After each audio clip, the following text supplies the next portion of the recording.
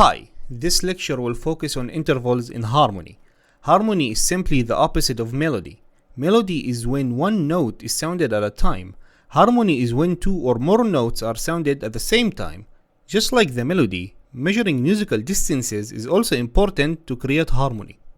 Due to acoustic phenomena, when two notes with different frequencies are played together, their sound waves interact, resulting in reinforcements and cancellations that affect how the listener perceives the sound. Consequently, harmony creates distinct effects in music that are not present in purely melodic context. While melody is presented as lines of music, harmony serves the same purpose, more or less. But because more than one line is presented at the same time, it requires two or more people to create those lines. It's called a voice. Even if they're sounded using an instrument, it's still called a voice. Here's an example of a line. And now let's add another line below it. It becomes a voice. The upper line consists of quarter and eighth notes, and the lower line is composed with half notes. From the provided intervallic analysis, you can see that the measurement of musical intervals remain consistent when analyzed in harmonic context. Additionally, you'll have noticed that each half note produces two harmonic intervals, each formed by a corresponding quarter and eighth notes. Here is how it sounds. And of course, not every sequence of intervals sound good. Sometimes, after writing a harmonic voice, you'll discover it sounds annoying and uncomfortable. That's where consonance and dissonance intervals have a role. One of the most important roles, actually. Seconds, sevenths, and perfect fourths, and all diminished or augmented intervals sound unstable to a varying degree. That's what we call a dissonant.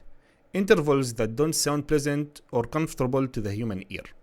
On the other hand, intervals like unisons, octaves, and fifths sound stable, and that's what we know as consonance intervals.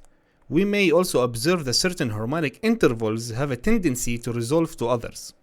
Historically, the classification of consonant versus dissonant harmonic intervals has evolved. In early music, only the perfect unison, perfect fifth, and octave were considered consonances. Over time, the major third, minor third, and the major and minor sixth were also accepted as imperfect consonances. Intervals like the diminished fifth, augmented fourth, as well as all the seconds and seventh were considered dissonant. Even the perfect fourth was regarded as unstable, not in all cases. It's especially dissonant when you go from a perfect fourth to a major third, for example.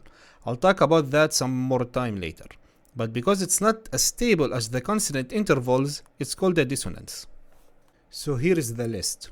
The octave, unison, and the perfect fifth are perfect consonances. The major and minor third, major and minor sixth are imperfect consonances. The perfect fourth, tritone, major and minor second, and major and minor seventh are considered dissonances. As we covered in the second part of the course, the scale has 7 pitches in it, and each of those pitches may be sounded together, and it would create those intervals. Let's look at the major scale, for example. We got the C major scale, and if we sound the C and D together, we get a major second. When you sound the C and E together, we get a major third. When you sound the C and F together, we get a perfect fourth. When you sound the C and G together, we get a perfect fifth. When you sound the C and A together, we get a major sixth. When you sound the C and B together, we get a major seventh. When you sound the C and C together, we get the octave. The intervals don't have to be focused on the tonic, of course.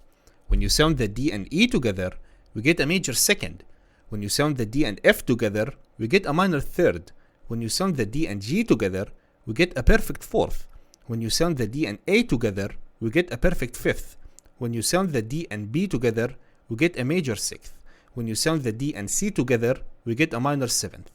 When you sound the E and F together, we get a minor second.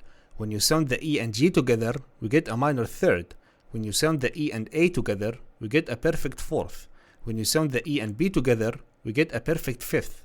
When you sound the E and C together, we get a minor sixth. When you sound the E and D together, we get a minor seventh. When you sound the F and G together, we get a major second. When you sound the F and A together, we get a major third. When you sound the F and B together, we get an augmented fourth. When you sound the F and C together, we get a perfect fifth. When you sound the F and D together, we get a major sixth. When you sound the F and E together, we get a major seventh. When you sound the G and A together, we get a major second. When you sound the G and B together, we get a major third. When you sound the G and C together, we get a perfect fourth. When you sound the G and D together, we get a perfect fifth. When you sound the G and E together, we get a major sixth. When you sound the G and F together, we get a minor seventh. When you sound the A and B together, we get a major second. When you sound the A and C together, we get a minor third. When you sound the A and D together, we get a perfect fourth.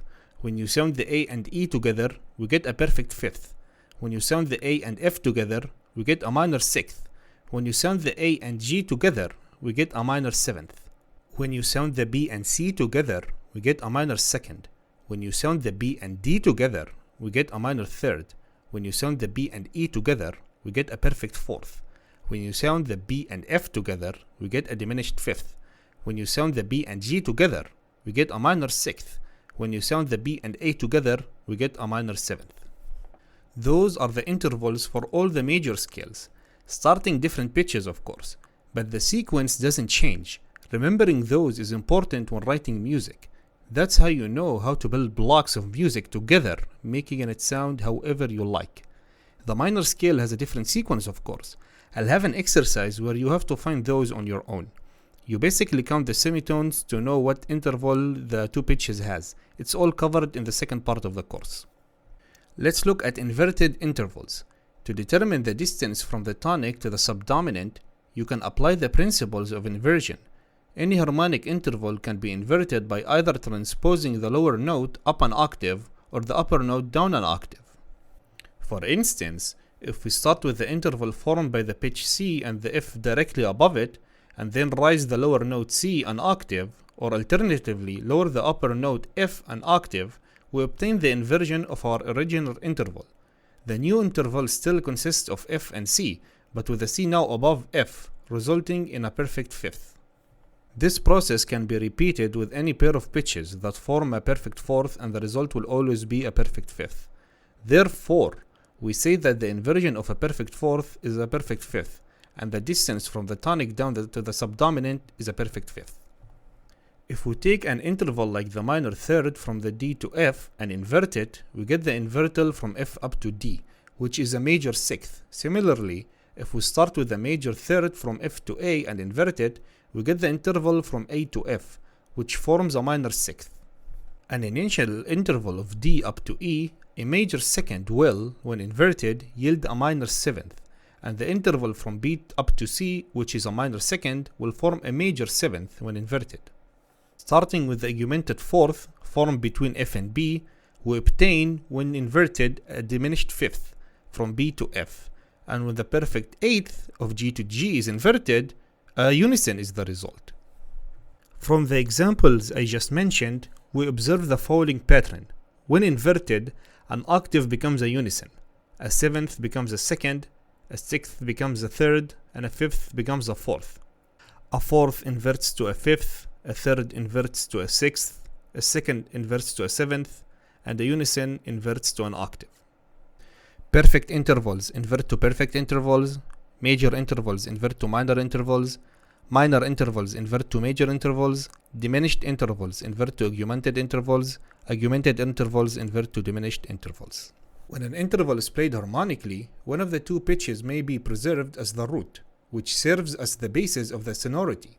In the case of a perfect unison, only one unique pitch is sounded. Through it is produced by two voices, making it the pitch of the root. However, in all other intervals, two distinct pitches are present.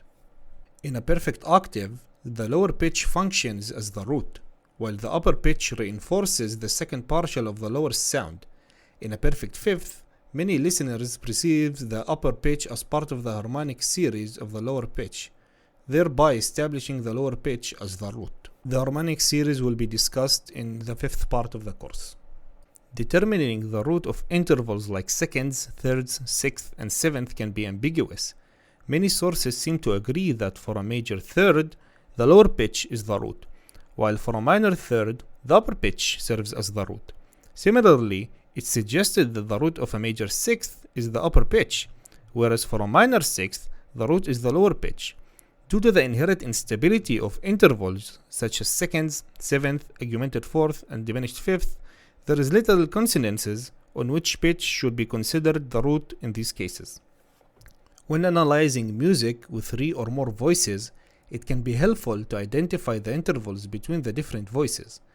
In this example, the intervals between the upper and middle voices, as well as between the middle and lower voices, are labeled on the upper 3-staff system. Compound intervals are introduced by an octave for easier interpretation and clarity. In the study of counterpoint, it is often necessary to analyze both the harmonic intervals between all the voices at any given moment, and the melodic intervals between successive notes within the same voice. And that's it for this lecture. There are exercises available.